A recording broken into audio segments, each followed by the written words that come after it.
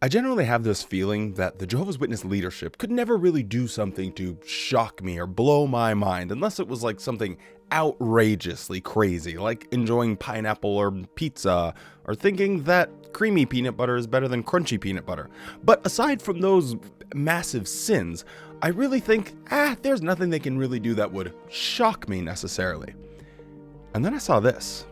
But if you can do it now, just imagine how it'll feel when the new world comes.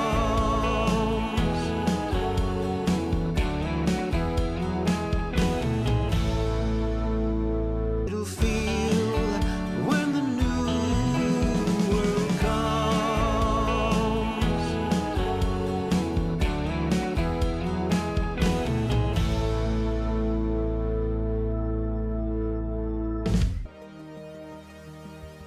Holy, we gotta talk about this.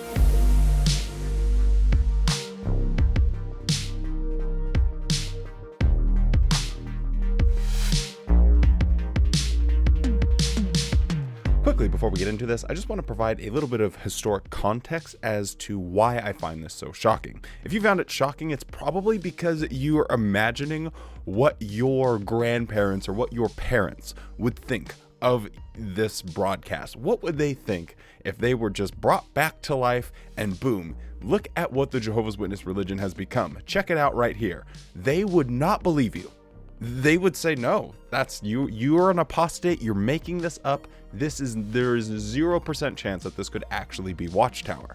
So I just want to read a couple of quotes to you that honestly aren't from that long ago that talk about religions and their use of more contemporary music. So this is from a Awake article in 2007, and it was talking about what is happening to churches. And here on the very bottom paragraph, you can hear or read, in spite of the efforts of the clergy in popular politics, millions have turned from the Catholic faith to try other churches.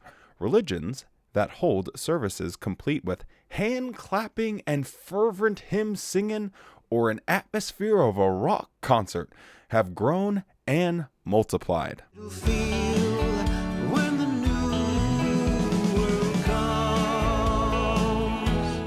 From that very same article, they're talking about churches in North America. Some churches study business methods to learn how to better market their religious services. Congregations pay thousands of dollars to hire church consulting firms. It was a great investment, said one satisfied pastor, according to a report on such firms. Megachurches, with congregation members numbering into the thousands, do so well financially that they draw the attention of business publications, such as the Wall Street Journal and The Economist. These report that megachurches typically offer one-stop shopping for body and soul. Church complexes may include restaurants, cafes, beauty salons, saunas, and sports facilities. Attractions include theater, visiting celebrities, and contemporary music.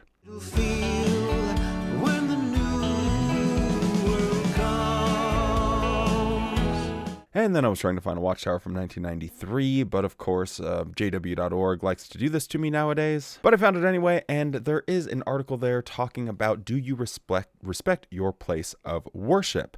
And in that article, there was this paragraph. Christendom has manifested gross lack of respect in this area. Some religious organizations use their places of worship as a community centers for entertainment. They have live concerts of religious rock music, rooms for weightlifting, billiard tables, nurseries, and in-house cinemas. One church had a wrestling match as part of their program. That would hardly harmonize with the pattern set out by the apostles.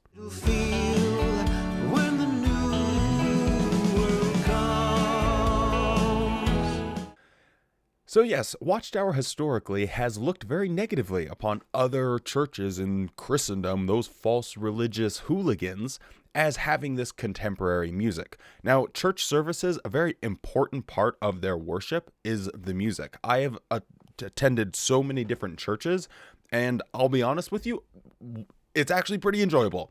A lot of the music, it's like you're going to a live music show in some respects. Some of it absolutely terrible, don't get me wrong, but some of them were fairly entertaining. I don't really agree with the message, but I couldn't deny that it was entertaining the people that were attending. So anyway, that's just my little shock that's going into this, but let's actually take a look at this music video, look at the message, and there's actually a couple interesting things in there that would suggest a little bit of a change, not just with music, but in some other of their policies. So let's have a look.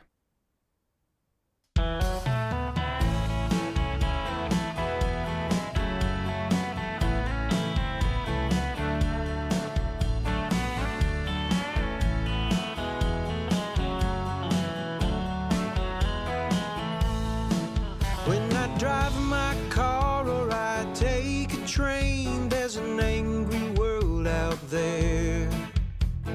Each day arrives and so many lives have heavy loads to bear. Now they did this one for the good old American boys. This one came out swinging like it was a Budweiser commercial. We had cowboy hats, guitars, and pickup trucks right off the bat. It is so wild that this is the universe that we now inhabit. We get to live in the world where Watchtower is making a religious version of a Budweiser commercial. And I gotta be honest with you, I'm here for it. Then Jehovah's words come back to me, be patient, calm and kind.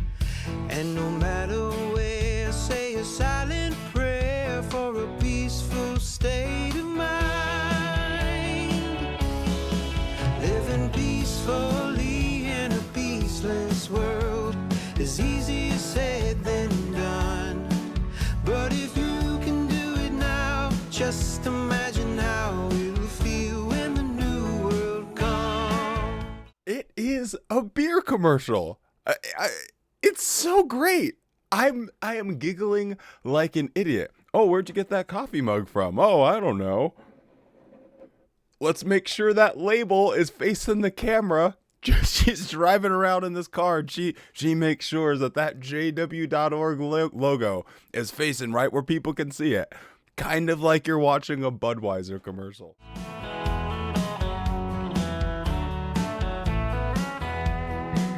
Then I get to work and the day seems good, but I'm feeling things might change.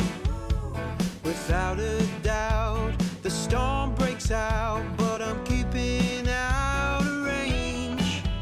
I recall the words that I read before. Life's more than what you see. That behind the scorn may be a heart that's torn and in need of sympathy. Living peacefully in a peaceless world is easier said than done. But if you can do it now, just imagine how it'll feel when the new world comes. We have encounter number 2 and exact same situation. Hey, this is a situation where someone will be in and they might get upset. They might retaliate, and instead of going back to reading their Bible and eating their apple, they maybe are going to say some 4-letter words that, hey, I don't think any adult should really listen to.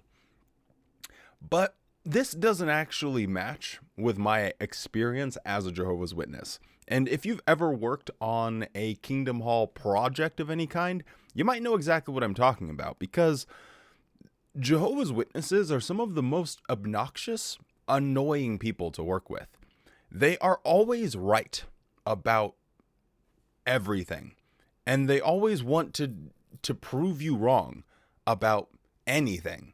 And if you do one thing by accident or just because you have a difference of opinion, oh man, shut the whole project down. 2 people have a difference of opinion. Everything needs to shut down so we can work out this petty debate. When in reality, in the real world, no one acts like that.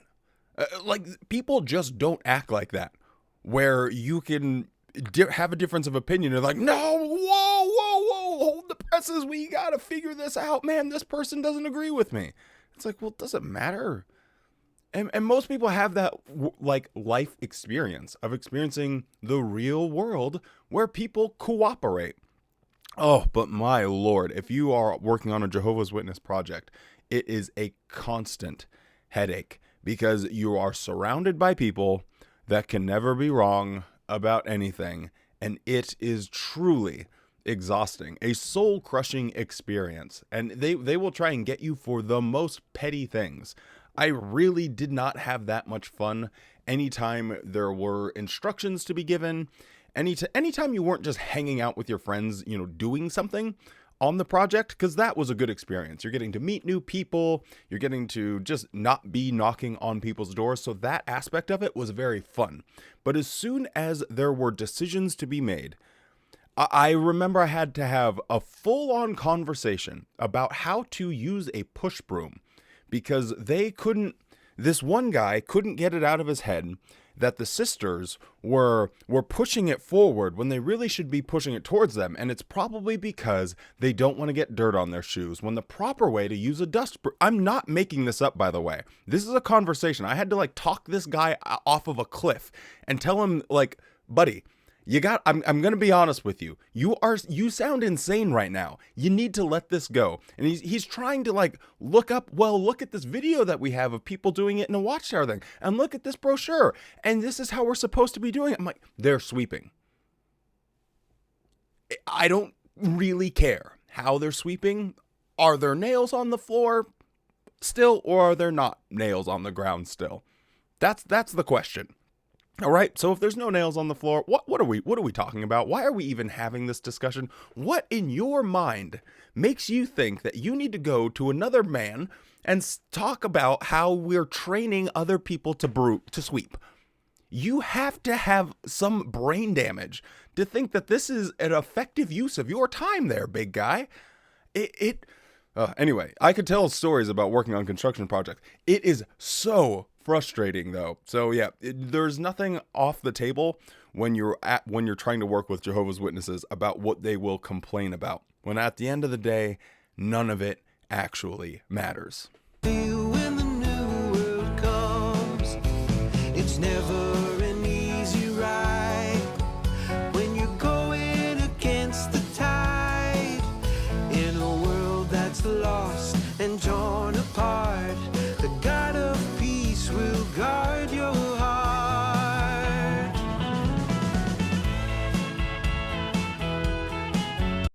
Now, this is a pretty big deal for a lot of people because growing up as a Jehovah's Witness in the past, you weren't allowed to participate in team sports. This is something that a lot of people dealt with, and it was a real struggle because a lot of people enjoy playing sports. I really enjoy playing sports.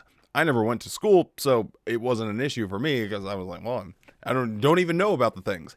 But it is a real struggle for a lot of people. And the reasons that Watchtower historically is given about, well, we need to really think about how we're raising our children. Do we want them associating with worldly kids? And participating in team sports would put you in association with them. And do we want them using all of that time where they otherwise could be reading their Bibles or something or another? So historically, they haven't had a hard, fast rule, like if you allow your kid to be on the sports team, you're going to get disfellowshipped. But there have been situations where people's privileges of being an elder or a ministerial servant or a pioneer will be called into question if they do allow their children to participate in team sports. So there is, on some level, some kind of punishment involved if you were to allow your kid to participate in these team sports. Now, they're just showing it in a broadcast. I think this is a tacit approval for a tacit rule. People had an understanding of this. I'm thinking that this means they're doing away with that. Hey, if you want to allow your kids to play on the sports team, go for it. Now, I could be completely wrong here. I could be 100% wrong because I never went to school. I don't even know. Maybe they're doing this during regular school hours and I'm reading way too much into this. So it could be the case that this is just regular school activity and they're not actually participating on the official sports team. That might be what's happening here and I'm just looking at it too much. But the fact that they're showing it, it seems like a strange thing just to show, because you could have had the kids just walking through at any other situation than specifically, playing a sport. So I have no idea. Maybe it's just something that they're doing. Maybe that's why it's co-ed. Maybe that's why it's like, oh, well, it's not. Anyway, it's neither here nor there. But I do find it interesting that they are at least showing it, and it's seemingly okay. But again, I've never went to school, so I don't really know.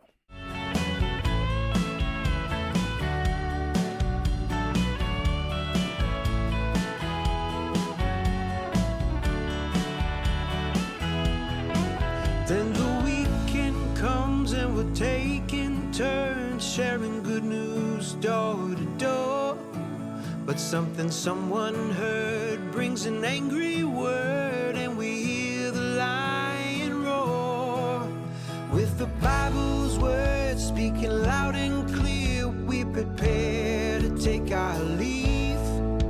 There's no wood about, so the fire goes out, and we go our way in peace. Living peacefully in a peaceless world is easier said than done. But if you can do it now, just imagine how it'll feel when the new world comes. Oh my God, I can't even believe it. Whoa, this is insane. This guy's son was the same one that they helped with the basketball situation. Oh my, and then he's going to study with the same guy that he saw not yelling at his boss. Man, I mean, what else could we get as far as massive changes and reveals? I don't know, but this one has got me on the edge of my seat. Their storytelling is just immaculate. Peacefully in a peaceless world is easier said than done. But if you can do it now, just imagine how it'll feel when the new world comes.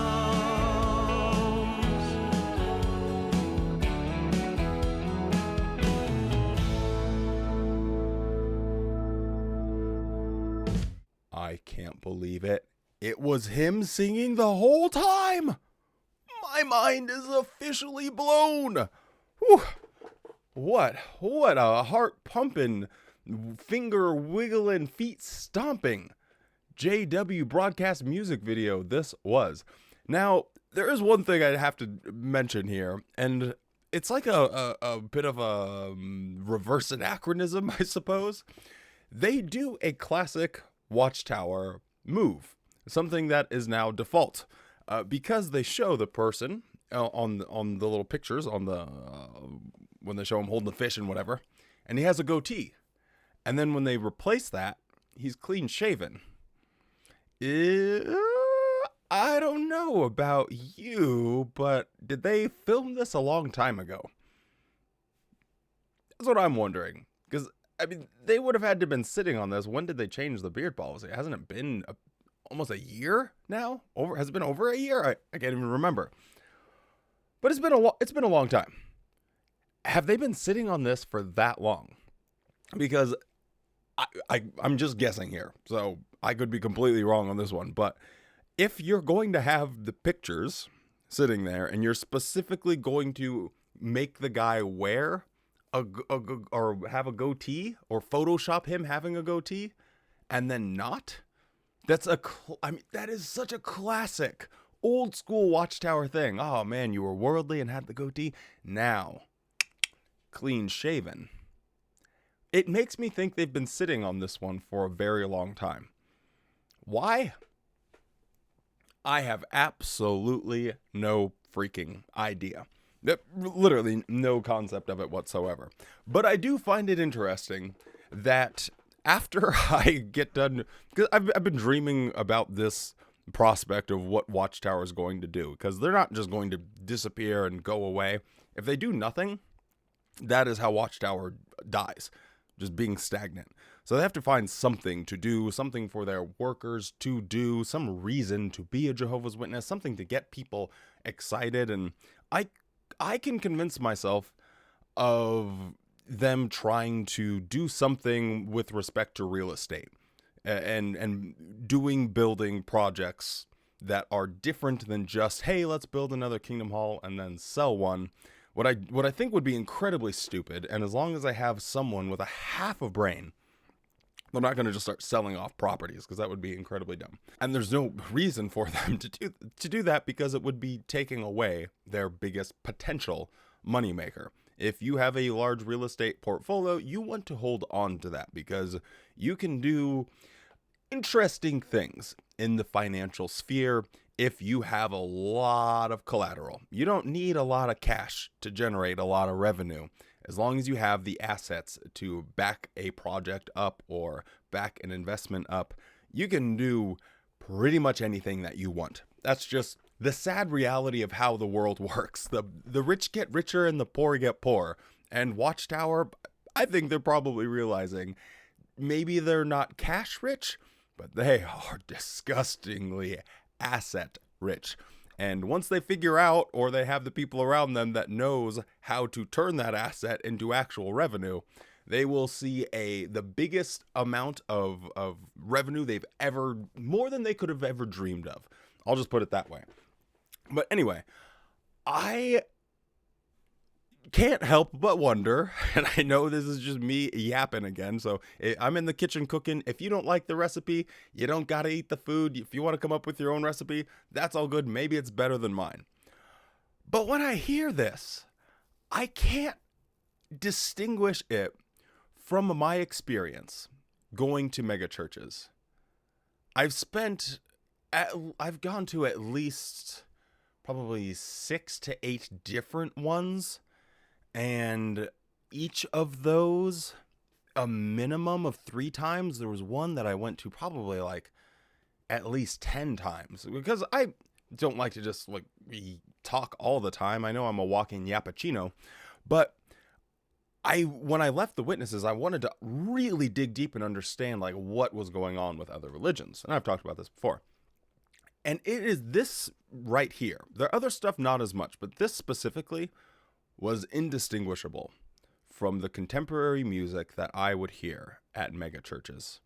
And I find it at least interesting that we have a new move from the governing body, and I have 2 new members of the governing body. And I find it at least interesting that this also happens to be a music video that, in my mind, they were sitting on for a while. I know they do a lot of their video projects, 6 months to a year in advance, so it could just be that. But it's at least interesting to think about all of these things correlating. Maybe they don't correlate, maybe they do. But I find it a little bit interesting to think about. So we'll see what all this goes. I promise, I will do the condensed version of the annual meeting tomorrow. Tomorrow's the day I'm actually going to sit down and do it. And then the day after that, I will do a proper JW broadcast for this month and talk about the talks and all of that other good stuff. But this one really had me giggling and smiling, so I didn't want to talk about it for a little bit. That's about all I got for you today, so stay safe, be kind, and don't forget to show yourself the same kindness that you show to others. And you better have a good-ass day.